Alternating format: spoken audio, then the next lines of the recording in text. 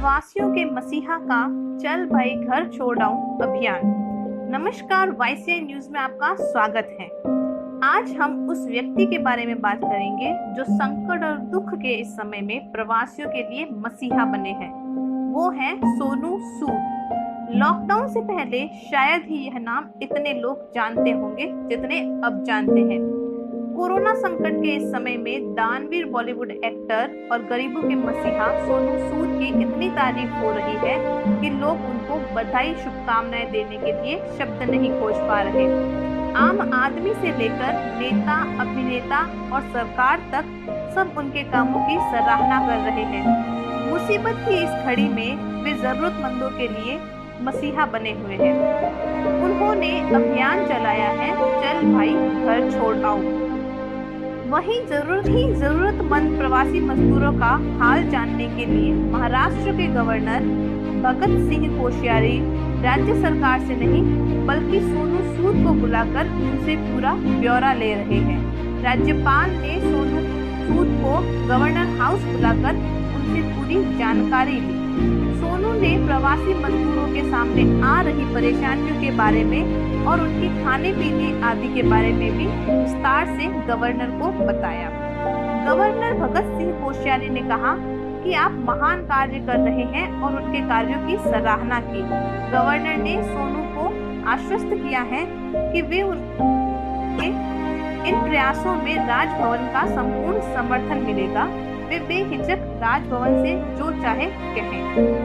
फिल्मों में खलनायकी करते दिखने वाले फिल्म एक्टर सोनू सूद असल जिंदगी में हीरो के रोल में लोगों का दिल जीत रहे हैं। सोनू सूद सोशल मीडिया पर ट्रेंड कर रहे हैं। ट्विटर, इंस्टाग्राम और दूसरी सोशल साइट्स पर हर कोई सोनू सूद से मदद मांगता नजर आ रहा है। हर एक शख्स को सोशल मीडिया पर तपाक से वे खुद जवाब दे रहे हैं। ट्विटर पर सोनू सूद के बोलने का तरीका लोगों का मन मोह रहा है। कभी भोजपुरी जुबान में वे लोगों की मुश्किलों को आसान कर रहे हैं तो कभी अकेलेपन में चुटकुलेबाजी के साथ मदद का हाथ बढ़ा रहे हैं।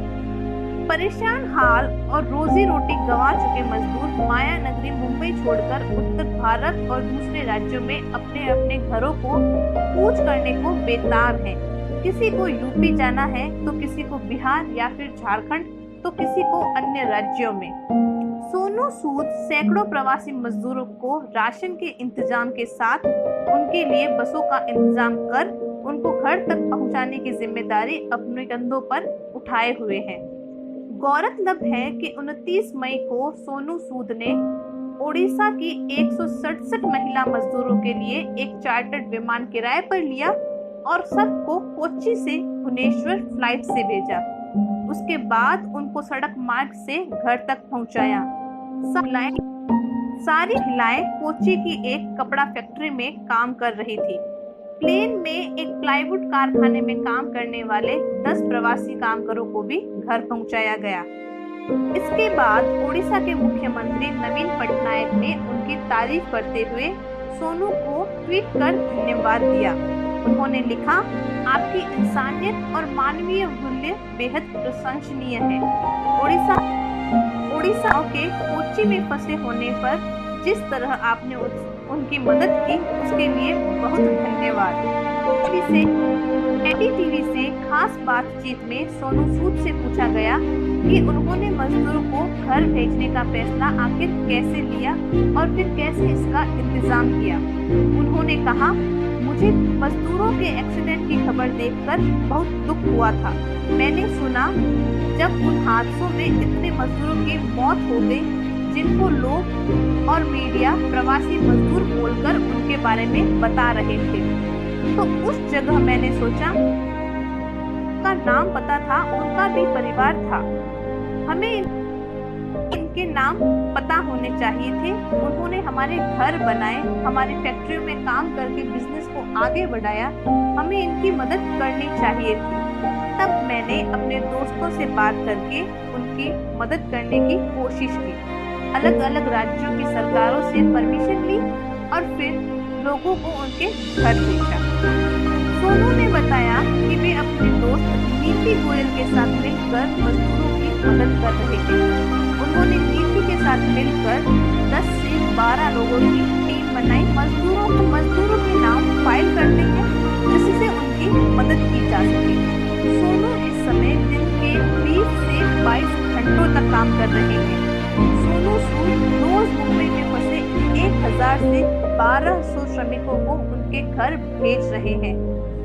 सोनू ने आगे कहा, यह सब हमारे लिए बहुत चुनौतीपूर्ण था। जब हम करीब 15 से 16 हजार लोगों से मिल चुके हैं और अभी भी हमारे पास 40 से 50 हजार लोगों की लिस्ट है। जब आप पहला कदम रखते हैं तो लोग आपसे धीरे धीरे जुड़ने लगते हैं। मेरे परिवार ने मेरा इस काम के लिए हमेशा हौसला बढ़ाया। ऐसे ही मेरे दोस्त मेरे साथ जुड़े। किसी ने कहा कि वे बस की जिम्मेदारी उठा सकते हैं, तो किसी ने उनके खाने की व्यवस्था की, तो किसी ने कुछ और। सोनू सूद ने कहा, इन मजदूरों को फॉर्म भरने पड़ते हैं जो उन्हें नहीं आते, तो हम उनके लिए फॉर्म भरते हैं। तो मजदूरों का फाइलिंग और फॉर्म भरने की प्रक्रिया बहुत लंबी है कि उसे पूरा होने में कई दिन लग जाए। जब यह पूरी होती है तब तक मजदूर पैदल ही घर को निकल जाता है। उन्होंने कहा कि मेरा सरकार से आग्रह है कि इस प्रक्रिया को थोड़ा छोटा कर दिया जाए तो बड़ी मेहरबानी होगी। मजदूर तो घर जाएंगे ही, पैदल जाए या फिर हमारी बसों में, लेकिन प्रोसेस छोटा हो जाए तो उनको आसानी होगी और वे इस दुख दर्द के बिना हमारी बसों और ट्रेनों से आराम से घर जाएंगे। प्रवासियों के लिए उनके घर तक पहुंचने की सुविधा के लिए तथा उनकी मदद के लिए सोनू सूद ने एक टोल फ्री नंबर भी लॉन्च किया है। इसके अलावा उन्होंने व्हाट्सएप नंबर भी लॉन्च किया है जिस पर जरूरतमंद अपना नाम, पता, कितने लोग और कहां जाना है मैसेज कर सकते हैं। टोल फ्री नंबर कुछ इस प्रकार है: 1800-1213-711। अब सवाल ये, जब एक व्यक्ति अपने स्तर पर इस तरह से मदद कर सकता है तो सरकारें क्यों नहीं? हम मानते हैं कि सरकारें अपने स्तर पर कार्य कर रही हैं। उनके हाथ में तो सिस्टम भी है और पावर भी, लेकिन लोगों तक मदद क्यों नहीं पहुंच रही है, इसका भी तो जवाब नहीं है।